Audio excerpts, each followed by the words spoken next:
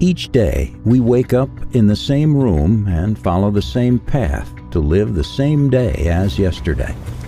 Yet, at one time, each day was a new adventure, but along the way, something changed. Before, our days were timeless. Now, our days are scheduled.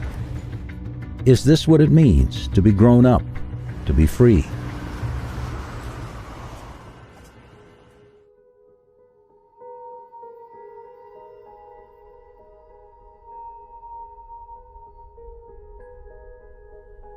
We shall initiate the discussion with this famous quote by Friedrich Nietzsche, as presumed by many. Although there is no documentary evidence, what matters to us is perhaps more than who spoke these powerful words. Profound contemplation can wipe off the illusion of conformity from the human mind and expose contemporary time's sick reality. The culture, tradition, time, and geographical location are subjected to different conceptions of normal or abnormal. The more one can adapt to and accept the ethics and principles of one's time, the better chance he or she has of being acknowledged by society as normal. Questioning the prevailing dogmas only results in one's ostracism. The schooling system of most societies tends to turn humans into throngs of products suitable to bend according to the needs of the ones in power. Why do you think your teacher refused your math answers, even though your outcome was correct, but you used a method different from the one taught by them? They used the strategy of rote learning to prevent free thinking. However, experts emphasize the importance of deep understanding over the recalling of facts. Students who learn with meaningful learning are able to problem solve better than those who learn by rote.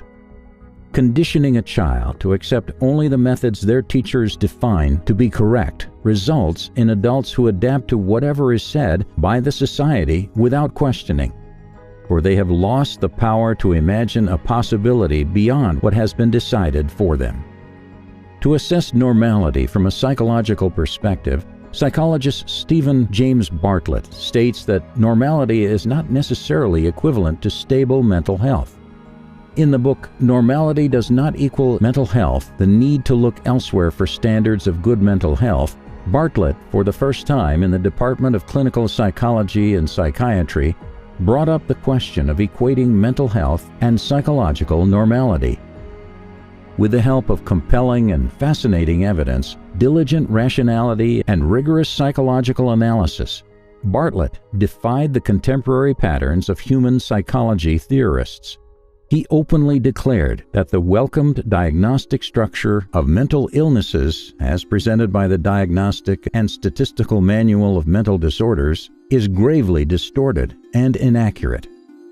Bartlett said that it is nothing more than methodological gibberish. Never has the case against the standard of psychological normality and against the non-scientific creation of mental disorders been made with such boldness, multidisciplinary knowledge, solid scholarship, and clarity of language. Bartlett further cross-examined whether we can truly accept the psychological sanity as a good convention of mental health. No scholar or clinical expert before Bartlett had the audacity and cognitive disposition to face the persistent consequences of questioning the standard psychological mental health. The definition of mental health that has been forcefully inflicted on us is not only fallacious, but also brutal for humankind in its entirety. One of the factors that makes normality so appealing to us is that to be ordinary is the most effortless way of life. Like most other biological animals, human beings too are inclined to choose the path of least obstructions. That is why we do things most people do and adapt to the mentality of the herd. The inborn tendency of human beings is to obey. The positive side of conformity is that societies can achieve social solidarity without much resistance. But just because accordance to some extent has helped develop communities in the past does not ascertain that it is thoroughly a supplement to our lives. The worth of conformity depends on the society in which we live. All over history, societies have condemned many people who have helped civilizations and cultures to move forward for being different. When traditions become sick, contaminated with corruption, normality begins to apprehend, restrain, and detain evolution. It is then we start doubting whether the modern world we live in is what we desire, really. Adapting to a mad world induces madness.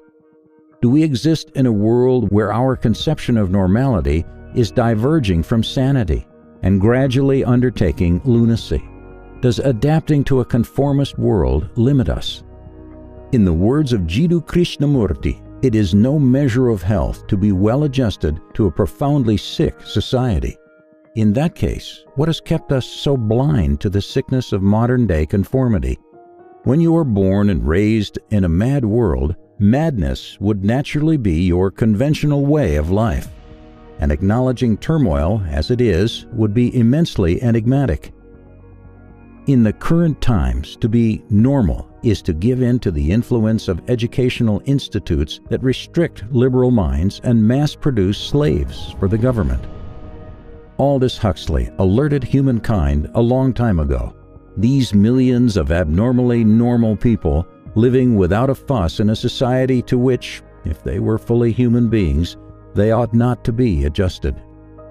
The society we live in not only encourages but also rewards us for adjusting to the morbid lifestyle. The mob psyche that has been fuming on social media platforms stands significantly for the collective anxiety of the current generation. Vulnerability and fear produce assembling in groups on account of social security.